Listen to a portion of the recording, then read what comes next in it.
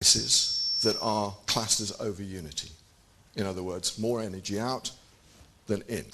We should have something by 2015 that will allow every individual that's part of the BCG or lawful bank to install a unit into their homes and derive free electricity. You will never have to be on the grid. Thank you.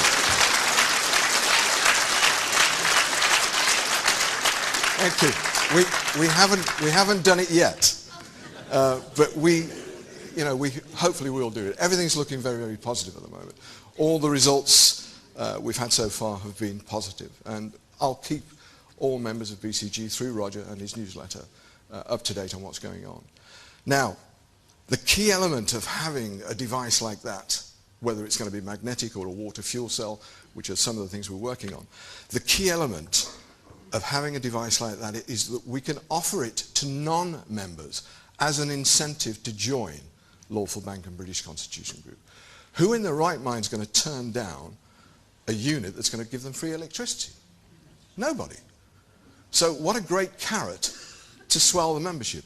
Come join us. We'll make sure you get one of these things. You will never have to pay electricity again. You can come off the grid.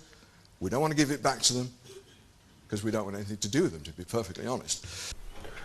Right, so very clear statement there. By 2015 he's going to have an over unity device that people who join the BCG group can install in their houses and get free electricity.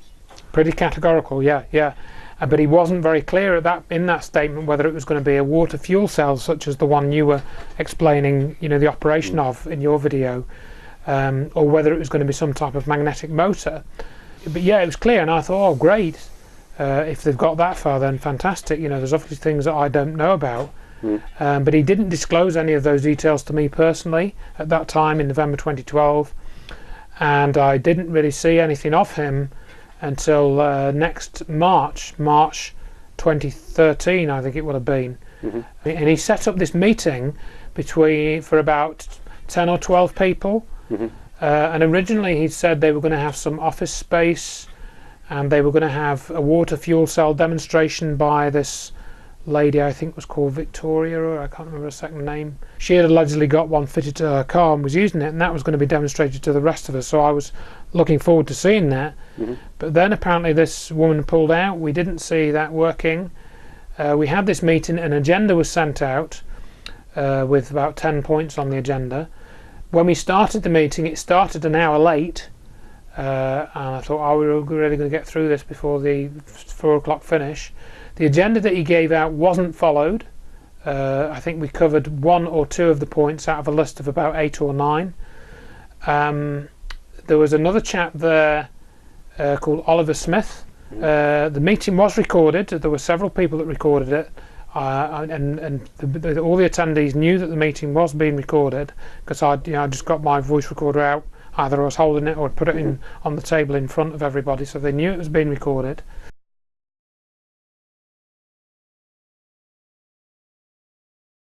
I'm going to call a close to the meeting, gentlemen. Well, before you do that, Mark, could I just ask if there's any, because you mentioned previously, I was curious that you'd been involved with some water fuel cell development a few years ago. And, yeah, about 5 years ago. I just wondered if there's any, so obviously if anybody with experience like that can be fed into this process. I mean, no, not really. Why would that be? Because the tank cell is a much simpler and I think much more efficient way of moving forward, rather than trying to do high frequency electricity and pulsing it and messing around with it until you get exactly what you want. So you're saying then from that development your experience was that you were using this... It produced gas, but not very efficiently. Right. Yeah, I think we were using 1.7 volts and 200 milliamps was our input current, and we were producing gas from a standalone cell, very much like Myers, that he shows on his papers in his video. Was that your goal to sort of reproduce the Myers cell? No, my goal today... No, sorry, then. At that point it was purely an experiment. Right. It was purely to, what's this all about? Let's have a look at it. We built it and it worked, after a fashion. That's not what I want to do. Right, was this WFC is just a means to an end here. Yeah. We're looking for the most efficient way, whether it's WFC or not. It doesn't make no difference what the method is, as long as we achieve the desired result, which is to provide energy for people for free. So in your opinion then, from that development previously, you think that was sort of... No, I don't think it's not a way forward. Right. I don't think you could produce sufficient gas in quantity to drive the motor, to drive the electricity generator. Right. This has, the tank cell is far better. And was that you and a group of guys, or was it... Yeah, it was just about 3 or 4 friends. Right. We just got together. And lots of things we were doing at the time, not just WFC, lots of stuff. We built a little magnetic motor that was continually running, but not producing an awful lot of energy. But it was working on its own, without any further input. But I think the tank cell has got the better possibility of actually achieving what we want to achieve quickly. And you heard in the clip there that he said they didn't have a device. He had worked on water fuel cell development about 5 years ago, so we're saying 2008, but they didn't have anything that they felt they could take forward into a new development. So essentially, he contradicted what he said 5 months earlier at the BCG meeting. He provided no evidence that he had any devices in development. So it sounds like this promise of a working device by 2015 was a completely empty promise. Yes, I think quite a few people were obviously disappointed by that, as one would be.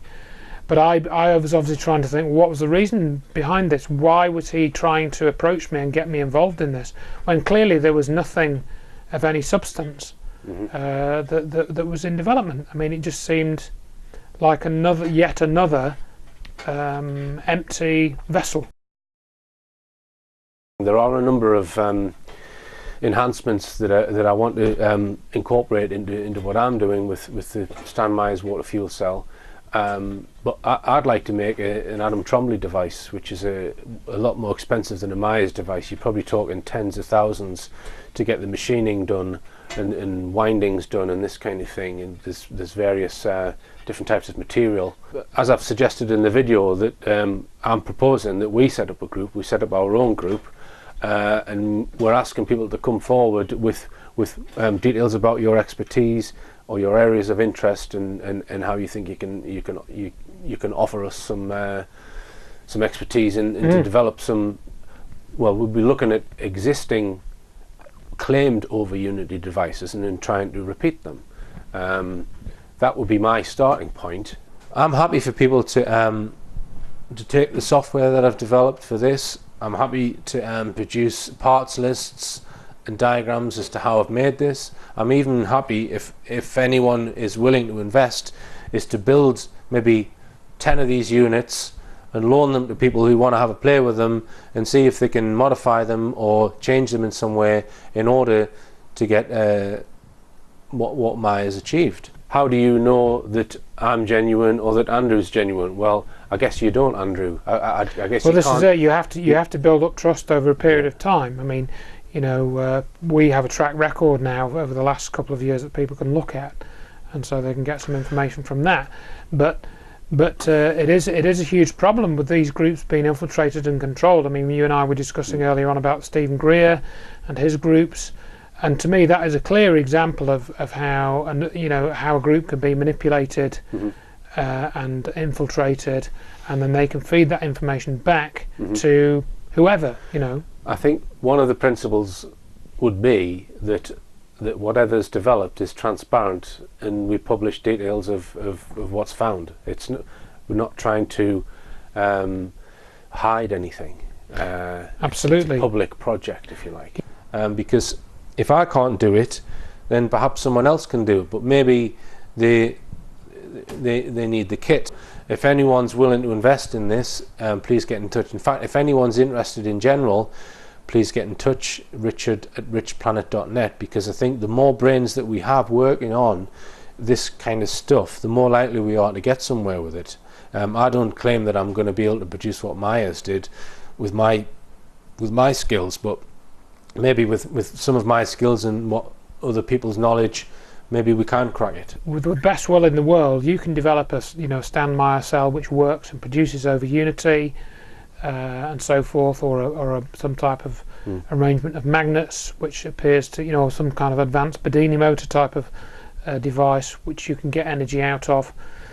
But can you make it run 24/7? Can you make it run reliably, or is it only going to run for a couple of months and then wear out and you have to replace all the parts? I mean, once you get a working device, that's only part of the engineering problem, because you then have to get it to produce enough power for enough time to actually be usable. And my issue is that when you want to go beyond that, you've got the sort of configuration correct, you've got the energy coming out, you can do it reliably, but it breaks every few hours or something. You've then got to go up a level, and you then have to go to a manufacturer, and you say, well, look, these are the parts, these are what we need to machine, give us a price for 10,000 units, and then you're going to be into the scenario of paying out hundreds of thousands of pounds, or signing contracts, getting lawyers involved, getting health and safety people involved. And when you start to get up to that sort of level of technology, then it becomes known what you're doing. Yeah, I would say that the objective would be to demonstrate that the principle works, that energy can be extracted from a source that they term the quantum vacuum, and it's a sea of energy which is almost limitless, and devices which could then be developed into workable solutions for domestic and industrial usages for free energy. Now, but you, in order to get that, to move on to that stage, you've got to be able to prove the principle. You've got to be able to prove absolutely that it works without any doubt, complete proof. And that would be what I would be after, to build a device which can categorically prove it once and for all, and be tested at any university, and then that isn't published, and no one can go on Wikipedia and say, oh, this doesn't work, like they've done with Myers. So that would be what I'd be looking for, and then to publish that design, the design which demonstrates the principle, and then the world, once that's online or wherever, anyone in the world could then take that and develop it into a solution. But you would then say, well, what's the point in doing it? How are you going to make money out of it? Well, are we really that sort of selfish that we think it's just about making ourselves rich? Well, I think again you're down to the problem that you could make a device yourself with your own blood, sweat and tears, so to speak, but if you wanted to mass produce it, you're going to have to get somebody else involved. And that's where the money becomes more of an issue. The money, when you're just building maybe one or two of these devices, it's not really an issue necessarily, because you can do it off your own back, you can do it in your spare time, you can do it with your own funds that you would spend on a hobby or something. But when you go to a larger scale than that, that is when you run into the problems. And this has happened time and again. This has happened over and over and over again. The Australian guys, look at the Lutech generator, which we talked about. That's exactly what they did. They produced this device, they got it to work, they got more energy out than in. This is the LEA. It's the Lutech electricity amplifier. You see we're running a number of lights as a resistive load on the right hand side. As we go across to the left, we see our meters. We take our DC input. The DC input in this case is 280 watts. The DC output, as we get on the four bottom meters, as the AC is 636 watts. We divide 280 by 630 into 636. We get 227% efficiency. They had people to independently verify that it worked, and then a few months after that, we never heard from them again. And their website went down, and now I think has gone completely offline. So it's disappeared without a trace. So people then assume it was all a con, and that's that. There are some devices which perhaps are not over unity, which are perhaps getting their energy by converting matter into energy, as per Einstein's famous equation, such as cold fusion and the Cat-Rossi device. The Cat-Rossi device, this is an Italian ex-con Tell us about that, Andrew. Yeah, well, this we were just discussing this a bit earlier, and this happened, I think, in 2011. There was a story that came out that this Rossi, who was an Italian guy, and today I learned he was actually in prison. He developed the idea or the design of this while he was in prison in Italy, which sort of raises an eyebrow. And he produced this device, which he alleges is something similar to cold fusion. It's a process similar to cold fusion, but he doesn't disclose exactly what this process is. But it's a process which produces heat in some kind of vessel, and he uses a nickel compound, and you put some heat around this cell to get it going, so you heat it up to 60 degrees centigrade, then the reaction starts and it becomes self-sustaining. And he alleges that, you know, when you get this self-sustaining mode going and you leave it running for several hours, you'll end up having got out more energy than you've put in. I would think that the Adam Trombley device, I mean, I think he's still alive, Adam Trombley. Yes, he is, yeah. The patent has probably got enough information in it to be able to draw up a set of engineering drawings and then build it in a machine shop.